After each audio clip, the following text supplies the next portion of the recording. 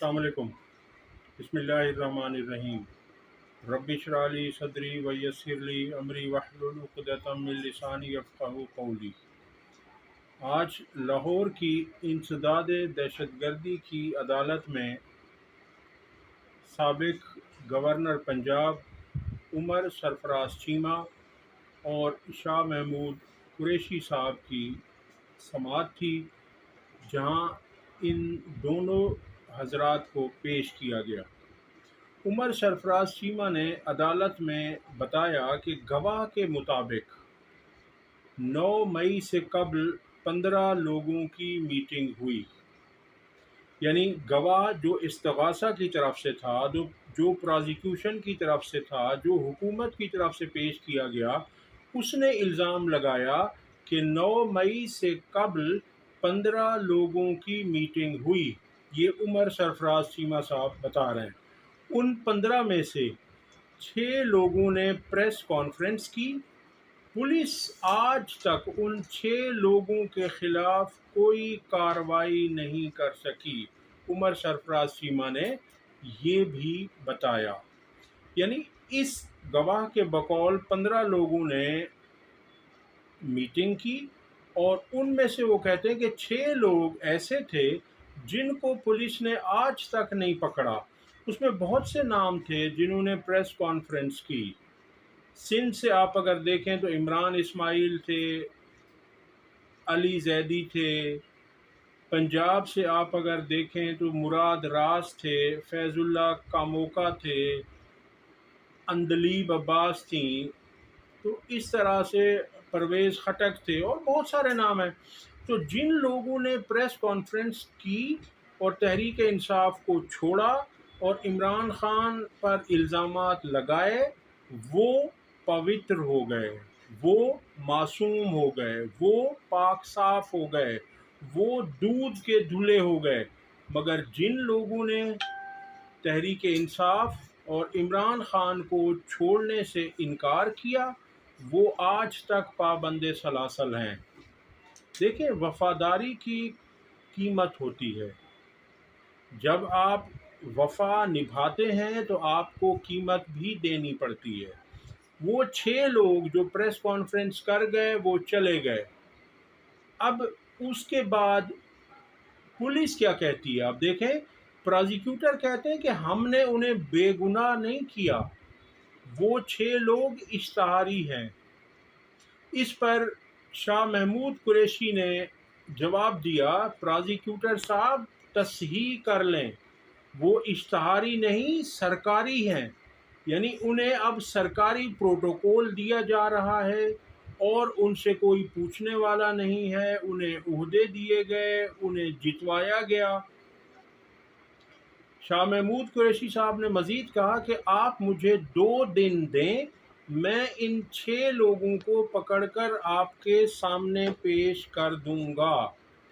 अब ये फरमाया है शाह महमूद कुरैशी साहब ने। अब देखते हैं कि जज साहब या प्रोसिक्यूटर उन्हें 2 दिन देते हैं या नहीं देते।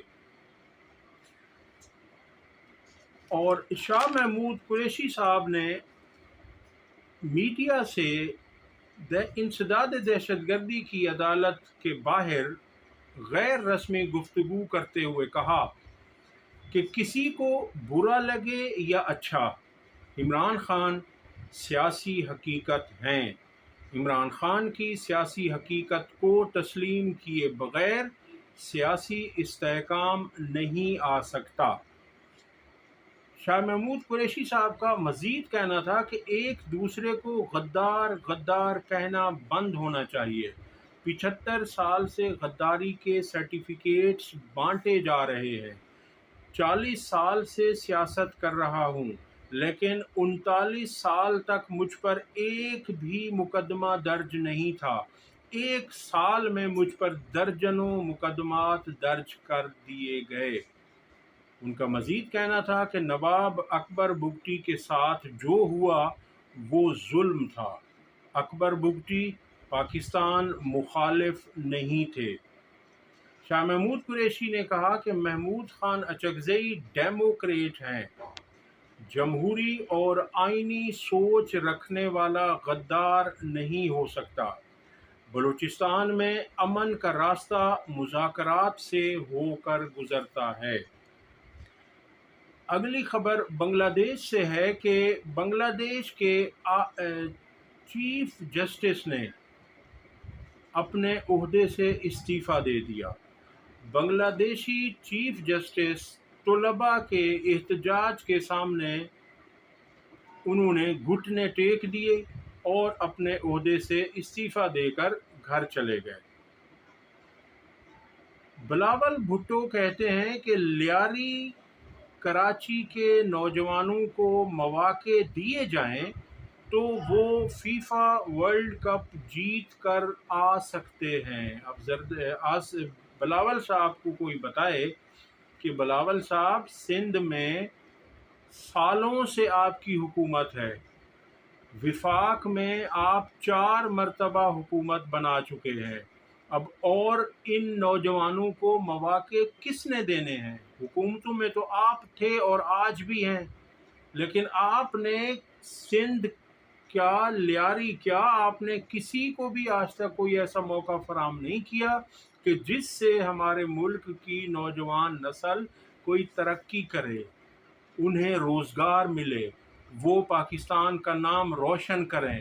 آپ اتنے سال یہاں حکمرانی کرنے کے باوجود آپ یہ کہہ رہے ہیں کہ اگر انہیں موقع دیا جائے، انہیں آپ موقع دیجئے۔ بالکل، ہماری قوم، ہمارے نوجوانوں میں بہت زیادہ ٹیلنٹ ہے۔ وہ علامہ اقبال نے کہا تھا نا کہ ذرا نم ہو تو یہ مٹی بڑی زرخیز ہے ساقی۔ آپ اس مٹی کو موقع دیں اور یہ آپ کو بتائیں گے کہ ترقی کیسے کی جاتی ہے۔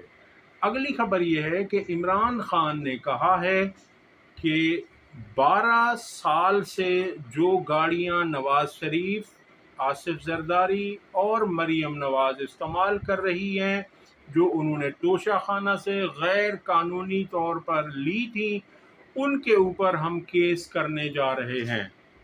ان کا کہنا تھا کہ ہم پر یہ جھوٹا توشہ خانہ کا کیس بنایا گیا، مگر انہوں نے تو وہ چیزیں لی ہیں جو وہ کسی طور لے ہی نہیں سکتے تھے۔ اگلی خبر یہ ہے کہ بھارتی اسپورٹس اینکر سشانت مہتا ارشد ندیم سے سخت خائف ہیں اور ارشد ندیم کی جیت ان سے کسی صورت ہضم نہیں ہو رہی، اور وہ پاکستانی ہیرو ارشد ندیم پر ڈوپ ٹیسٹ کرانے کا کہہ رہے ہیں کہ ان کا ڈوپ ٹیسٹ کروایا جائے کیونکہ انہوں نے کوئی ادویات استعمال کی ہیں۔ چونکہ ان کا جو بھارتی کھلاڑی تھا چوپڑا، انہوں نے 89 میٹر تک نیزہ پھینکا، جبکہ ہمارے جو ارشد ندیم ہیں انہوں نے تقریباً 93 میٹر نیزہ پھینک کر گولڈ میڈل حاصل کیا، اور بھارتیوں کو، حالانکہ چوپڑا کی والدہ نے کھلے دل کا مظاہرہ کیا اور ان کا کہنا تھا کہ ارشد ندیم بھی میرا ہی بیٹا ہے، مگر یہ اسپورٹس اینکر ہیں، انہیں کچھ سوچنا چاہیے کہ اسپورٹس ہی ہوتا ہے، دشمنی اپنی جگہ پر، وہاں ان کو بھی دل بڑا کرنا چاہیے تھا، مگر وہ طرح طرح کے الزامات لگائے جا رہے ہیں اور ان سے لگتا یہی ہے کہ پاکستان کی جیت حسب معمول ہضم نہیں ہو رہی۔ اگلی خبر ہے کہ نیکٹا نے 4 صوبوں گلگت بلتستان اور آزاد کشمیر حکومتوں کو خط لکھ دیا ہے۔ نیکٹا، آپ کے علم میں ہوگا کہ یہ نیشنل کاؤنٹر ٹیررزم اتھارٹی ہے، اور اس کا کام یہ ہے کہ یہ ملک میں دہشت گردی کی کارروائیوں کو روکنے کے لیے استعمال ہوتا ہے، اور دہشت گردی کا قلعہ کما کرنے کے لیے یہ ادارہ استعمال ہوتا ہے۔ اب انہوں نے خط لکھ دیا ہے کہ تحریک انصاف بنگلہ دیش کے طلباء کی طرز پر پاکستان میں بھی اسی طرح کا کچھ کرنا چاہ رہی ہے، تو اس سلسلے میں انہوں نے احتیاطاً تمام چاروں صوبوں اور گلگت بلتستان اور آزاد کشمیر کی حکومتوں کو آگاہ کر دیا ہے کہ ان کی اس چیز سے احتیاط کی جائے۔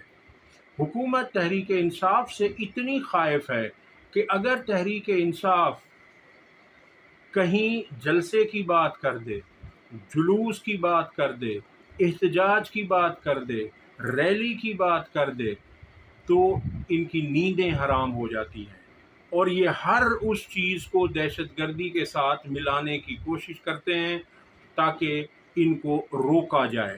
اب تحریک انصاف نے 13 اگست کو یہ کہا تھا کہ پاکستان کی عوام پاکستان کے جھنڈے کے ساتھ تحریک انصاف کا جھنڈا لے کر نکلیں اور 14 اگست کو اچھے طریقے سے، شایان شان طریقے سے منایا جائے، جو کہ حکومت کو کسی طور قبول نہیں ہے۔